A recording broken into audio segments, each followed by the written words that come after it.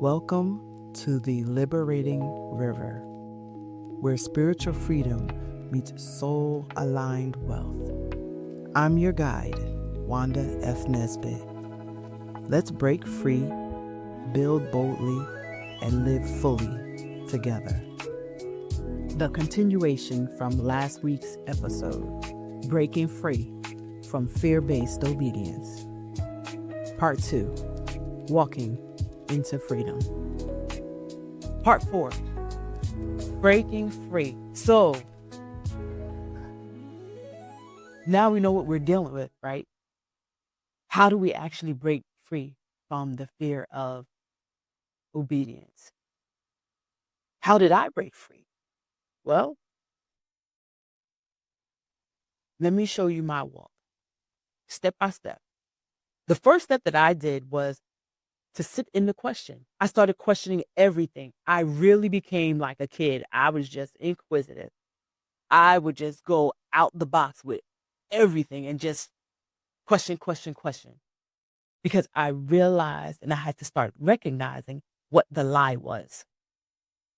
The lie was fear saying, if you don't do this, give, work hard, fill in the blank, God will punish you. But then I could hear love say, give because it aligns your heart with mine. Okay, that makes sense. When I give, as they say, with a grateful heart, out of love, it connects me back with God. It made sense, and I felt better. Which builds into what my second step was, right? It was to replace fear with love. Every time fear arose in my life, I started consciously taking in deep breaths and declaring, I am love. I am love. I am safe. I am guided by love, not fear.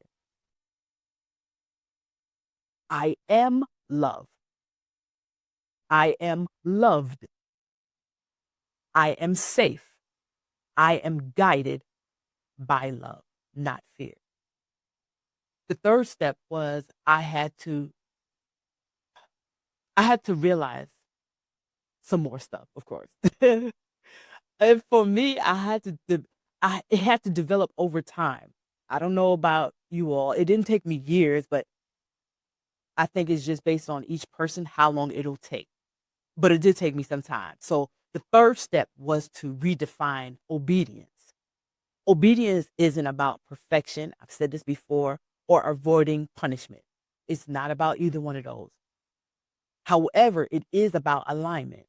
So living in harmony with God's guidance. After those first 3 steps, right? Now my mind started opening up. It's like a field. Like I live in Delaware. And so we have a lot of farmland. And the farmers go and they till that soil. So that's how my mind felt. And if you've ever farmed, you know sometimes it can be tough before you get to the softer dirt. So that's what had to happen. And like I said, this process right here, it just depends on how your process is. Everybody's process is going to be completely different. So then when I came to step 4, it was easier for me once I got rid of the those items that needed tilling. It became easier for me to understand things. And so the fourth step was detaching money from fear. Money is not a whip, it's a tool. When I finally understood that concept, giving became like air to me.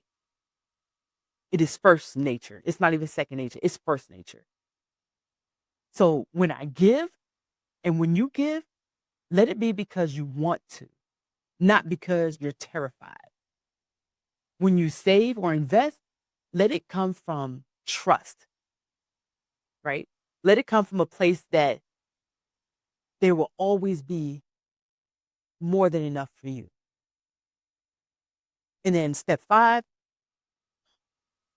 I do believe in practicing gentle spiritual, uh, some people call it rituals or disciplines. I do believe that.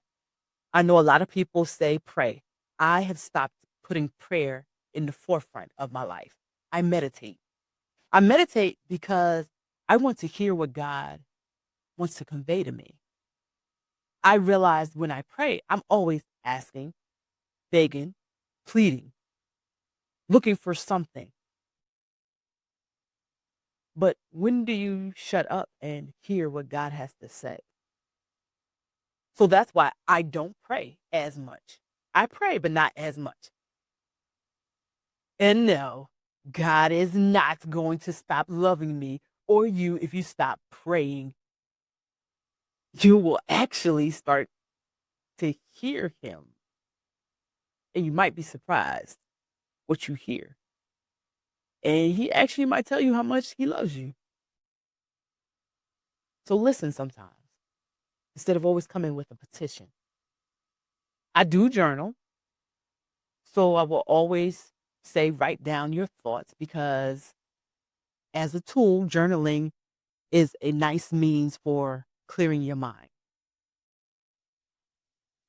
Step 6, uh, I will always say this. Mind your ear gates. Pay attention to who's teaching you about God, who's teaching you about money. Are they preaching and teaching out of fear, guilt, and curses? Or are they teaching freedom, love, and alignment with God? Something just to think about. Some other practical things you can do starting today. Next time you give, say this to yourself. I give in joy, not fear. Try it. If you're not giving out of joy, don't do it. The next time you save, this is me stewarding, not hoarding. If you're saving because it's out of fear, and I'm not talking about your rainy days, prepare. I'm one of those people to be proactive. Okay. Definitely prepare. But I'm talking about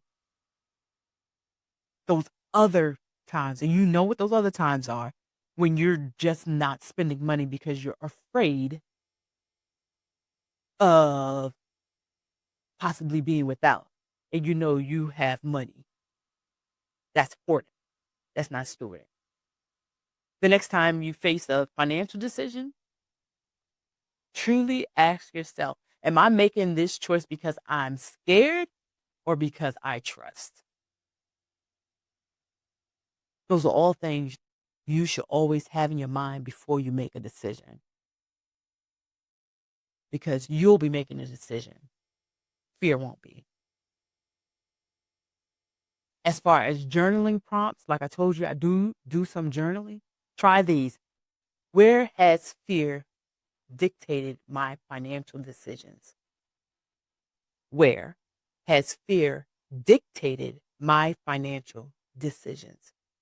And what would generosity look like if it flowed from joy, not fear? What would generosity look like if it flowed from joy, not fear? Part 5. Living in love based obedience. Let me tell you, when you shift from fear to love, everything changes. Everything. Spiritually, you start to obey because, of course, you trust. And you're not scared. You're not terrified. You're not petrified. Financially, you begin to handle money with confidence and peace. And that feeling right there is amazing. Oh my goodness. You give joyfully, you're able to save joyfully, you wind up saving wisely. Like all of these are connected. And then let's not even talk about investing. You kind of feel bold on the inside. You feel You feel different because now you're at, and I'm gonna say it this way, you're in a happy place because you're not doing it out of fear. You're confident, not because of the outcome, but from a place of knowing and having peace. You stop seeing God as a punisher and start seeing God as a provider. And that shift right there, that shift opens doors to blessings that were waiting for you all along. I told you about my car dealership experience in episode 1. What I didn't tell you was that I did not pay the sticker price. I was given a great deal. How, you might ask? Well, on that day, I remember it because it's just certain things that just stands out in your life, right? So the salesman told me they did not make a sale all afternoon. I said, wait a minute. Y'all been just sitting around here. And they were. I mean, they were just chatting around. They were sitting. I could see it clear as day right now. When I went in, they were just sitting and talking amongst themselves. And the guy was like, yeah, they were actually talking about closing up early. I arrived around like 4, 5-ish because it was after work. So can you imagine all afternoon they didn't have anybody to come in? If I allowed my fear, I would not have been the person to go in there. They probably would have closed up early and nobody would have made a sale that afternoon. But by me being obedient to what I was feeling, number one, two, stepping out of the fear of going to a dealership, number two, somebody actually got blessed and got paid. What if I let fear rule me? Listen, family, let me leave you with this. I'm going to say it again, and I'm going to say it again and again. Fear based obedience steals your peace, your joy, and even your prosperity.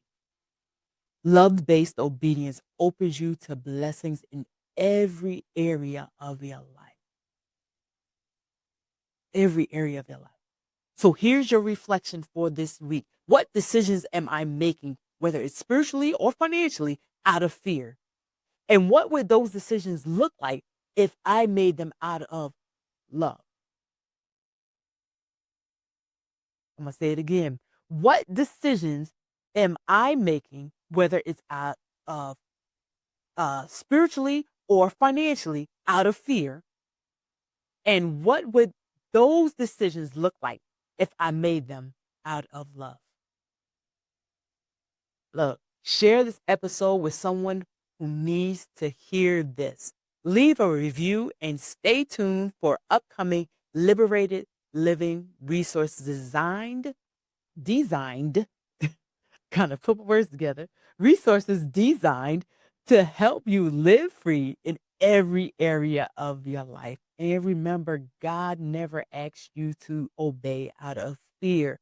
God invites you to obey out of love. And when you do, everything, everything starts to align, even money. Until next time, keep flowing in freedom. Thanks for flowing with us on the Liberating River. Subscribe, share, and come back next week for more wisdom, wealth, and alignment. Stay free, stay grounded, stay bold.